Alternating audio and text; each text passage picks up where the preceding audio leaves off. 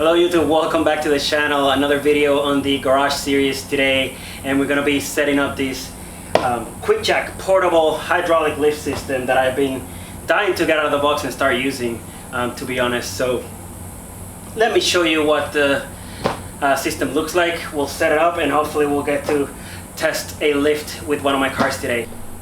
And here's the kit, 3 boxes included. You have the lift for each side, of course, and then you have pretty much everything else, all of the hardware, the controller, hydraulic pump, etc.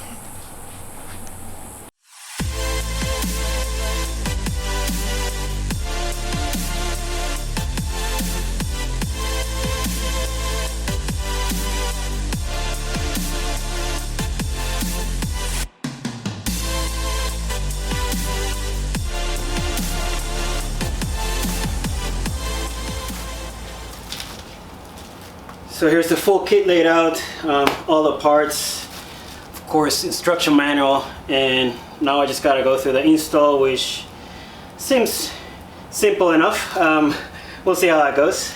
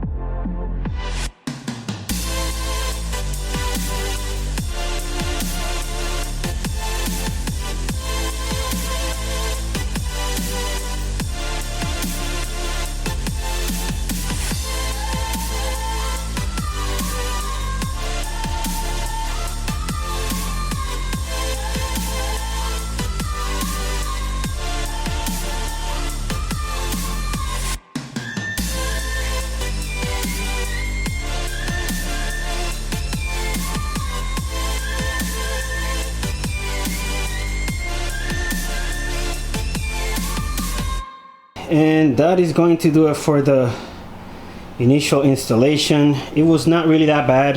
The instructions are very clear. In fact, they repeat pretty much every critical step like 10 times just to make sure that you get it and that you do everything right the first time.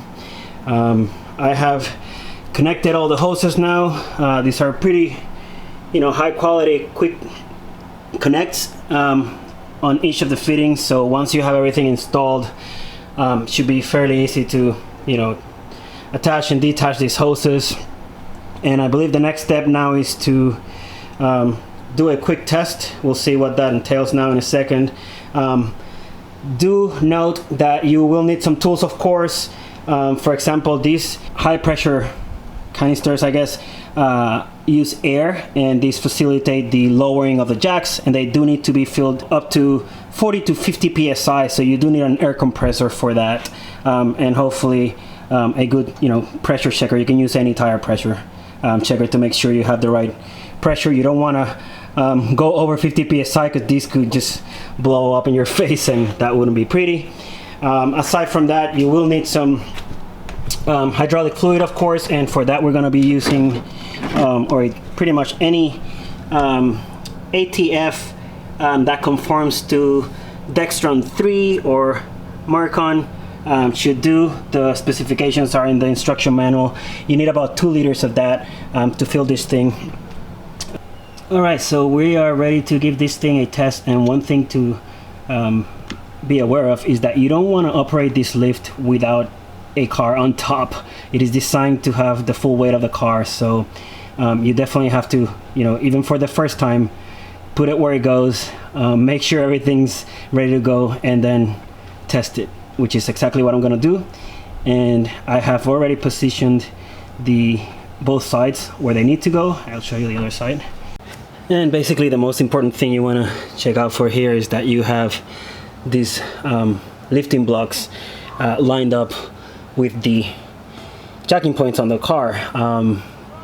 Just be mindful that as the lift goes up, it does move towards one side, usually towards the rear, but depending on how you line them up, of course.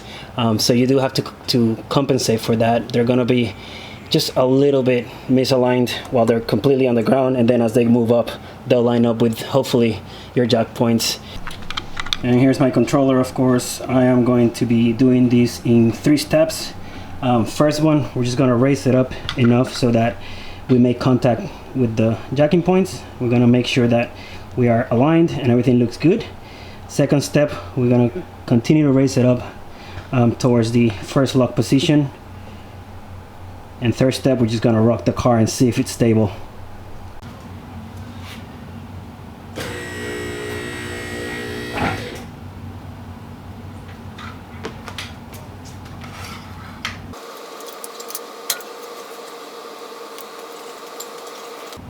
All right, that looks good. Second step, we're gonna continue to raise this up until the first lock position. And you do wanna make sure and pay attention that the car is, being lifted evenly on both sides, of course. If it's not, you gotta stop immediately.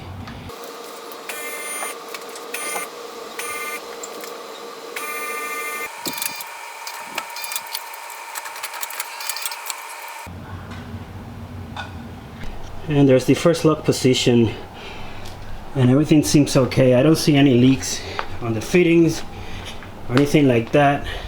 Here's the other lock. Feels good so far. Now I need to try the second lock position and raise these to its fullest height. So let's try that.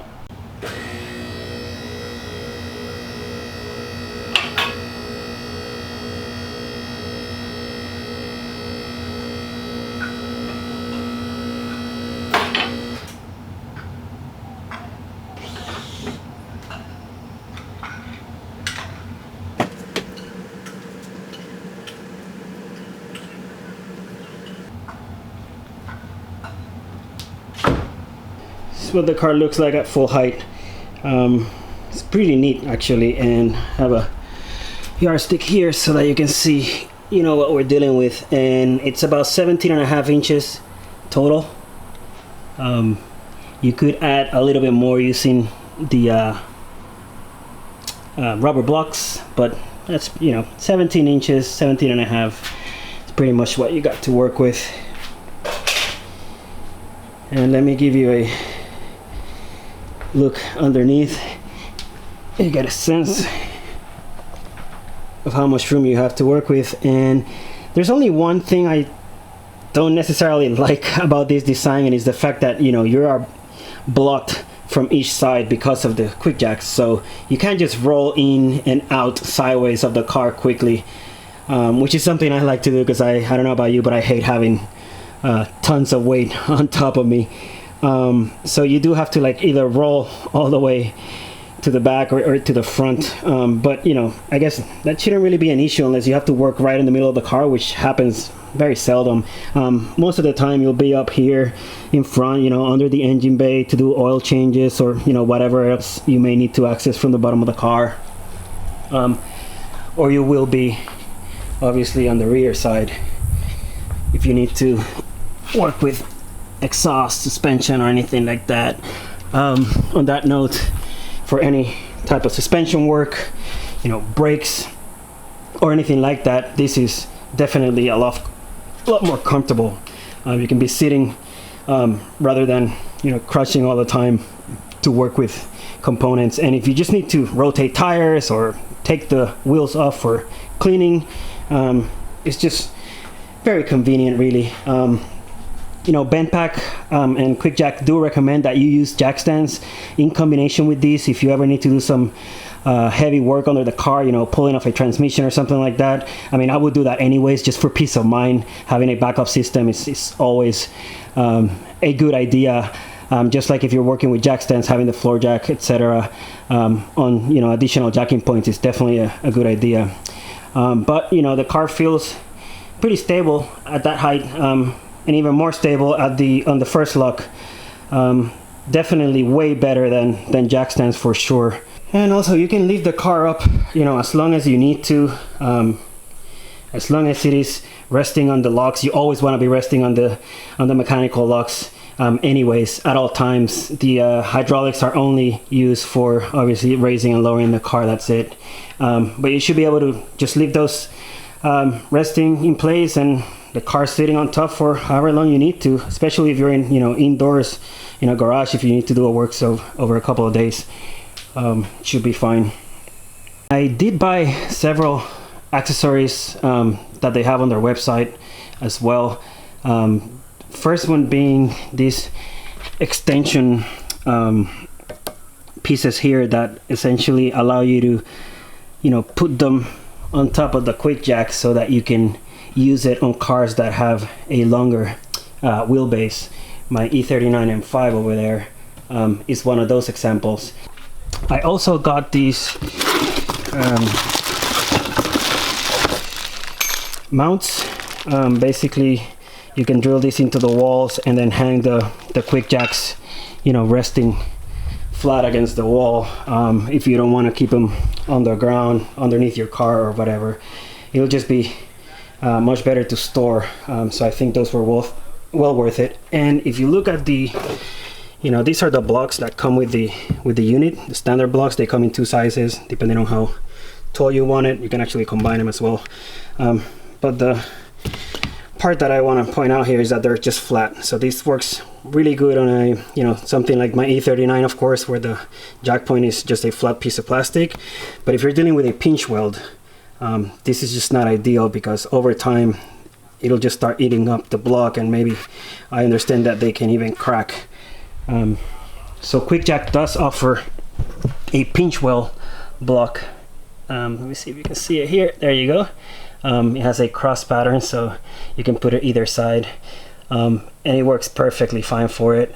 These are expensive. I think I paid about $100 for 4 of these blocks, but it seems like it's very good quality.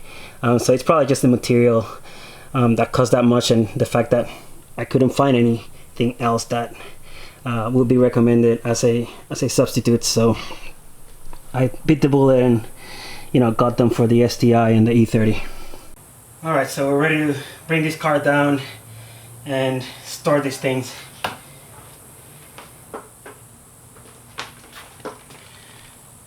Now when you're lowering from the top position, you do need to do some manual adjustments here for the lock bar, and you'll see that in a second. So I'm going to press up, move back the lock point.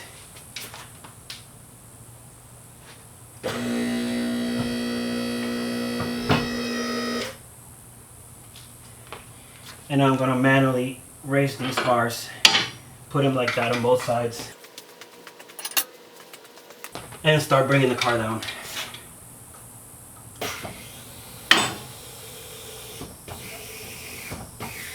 They just go over the locks now.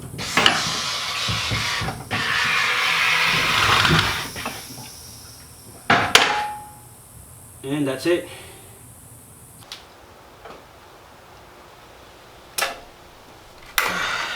Quick fittings, always great.